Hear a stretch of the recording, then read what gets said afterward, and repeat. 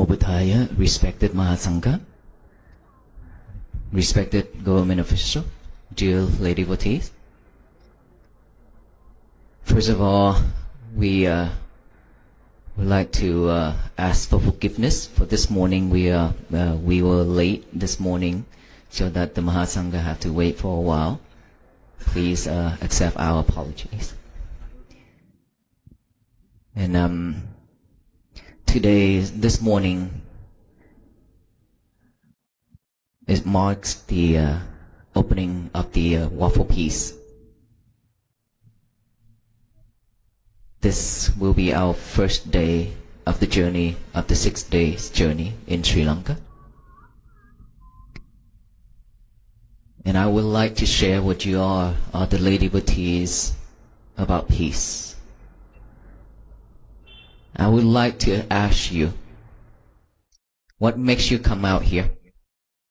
So what is your answer? What makes you come out here this morning? Peace? Is it because of peace? Is there anything else?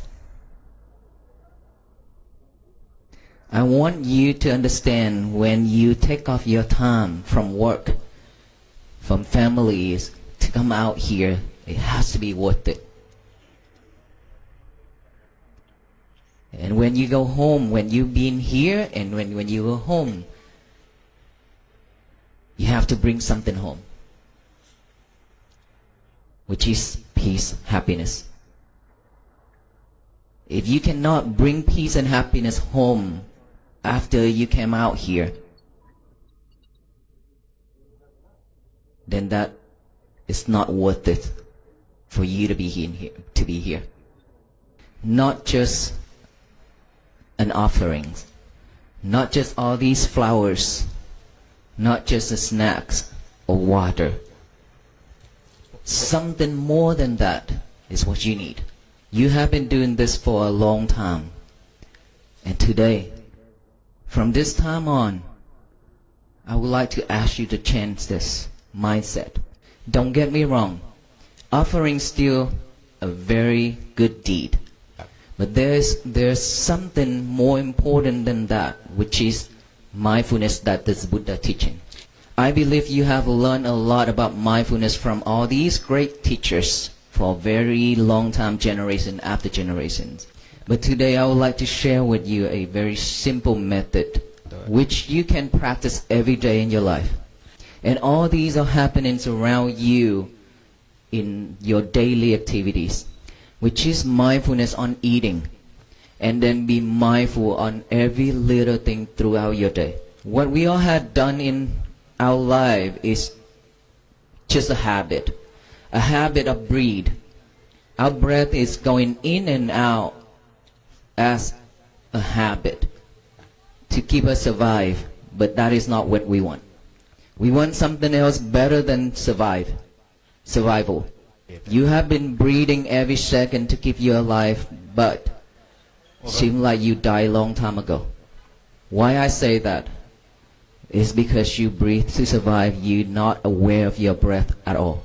Because of that reason, without mindfulness, we always react when things happen. When the world throwing lemons and rock and bitter melons at us. When anything happens around us, we react. We react with anger, hatred, delusion. And the more you react, the more you suffer, the more you cannot manage your emotions and your mind. Even though you have learned and listened to a lot of Dhamma talks, but because of this busy life, you have to chase for materialities, you have to chase the outside world. That is why you lack of mindfulness. The more people who live with unmindful, with not mindfulness at all, the worse the world will be. Because we always spread hate, anger, and delusion to the universe, and all the beings around us are affected. Imagine in your family.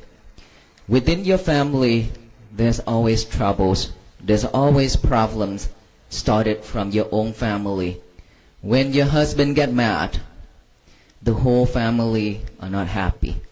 Same thing when your wife get mad. Don't even try to fix it. It's not gonna work because he's not gonna listen. Is that true? Regardless of how mad he is, we still have to try to solve it with kindness. Patience and kindness is the key. Without patience, you cannot do anything. You cannot solve any problem whatsoever. It's because when you are impatient,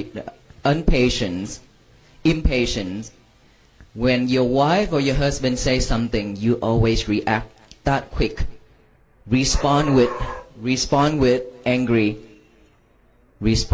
anger and hate and things like that. That is when your family is not at peace. For that reason, now we have to practice mindfulness diligently every single day. Besides all the teachings that all these great teachers have taught you, today I'm just going to share the same thing and the similar thing, the way to practice to bring our mind back.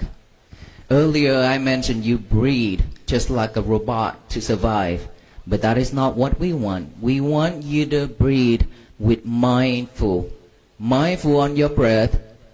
I want you to breathe and aware of your breath going in and out by this nostril area.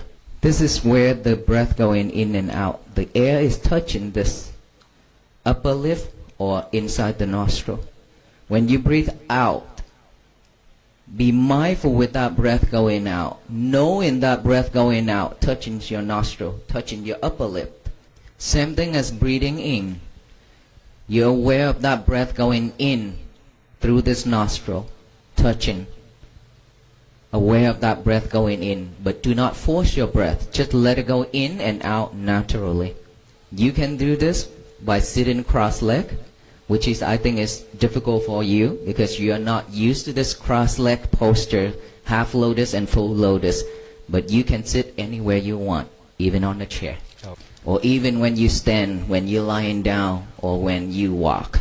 So when we pay attention to our breath going in and out, passing our nostril, we just aware of that breath going in and out without intention to force that breath strong or sharp or longer or shorter.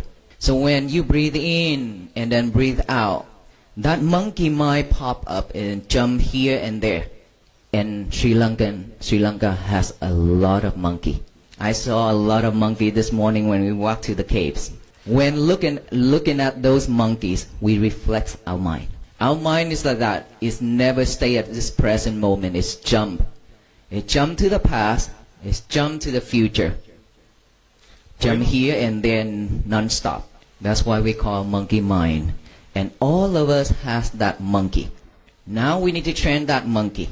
Don't let it jump anywhere it wants. Because we don't have this habit yet. This is why we need to train.